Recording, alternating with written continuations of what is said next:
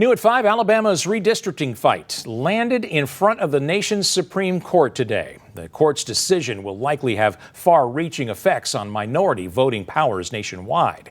Alabama's current sole Democratic lawmaker in Washington is reacting to the important case and what it means for minority voters in the Yellowhammer State.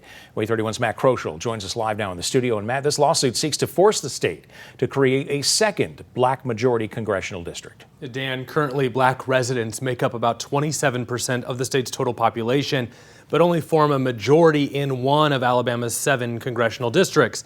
A lower court's ruling that would have required a second black majority district in time for this year's midterm elections was blocked by the high court's conservatives in a 5-4 vote earlier this year. The case, Merrill versus Milligan, involves Alabama's 2021 redistricting map for its 7 seats in the U.S. House of Representatives. A 3-judge court that included 2 judges appointed by former President Donald Trump ruled that the state's map likely violated Section 2 of the Voting Rights Act.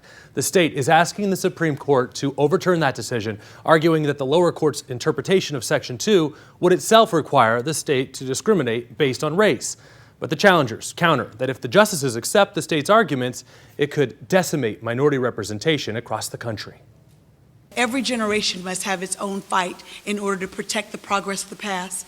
I never thought that I would be a member of Congress, a little black girl from Selma, but for a time such as this, a season such as this, to have my voice at the seat of the table makes a difference, and to have my voice standing here with this wonderful, wonderful diversity of talent and the legal efforts of the NAACP Legal Defense Fund, ACLU, and others, as well as my courageous plaintiffs in this case.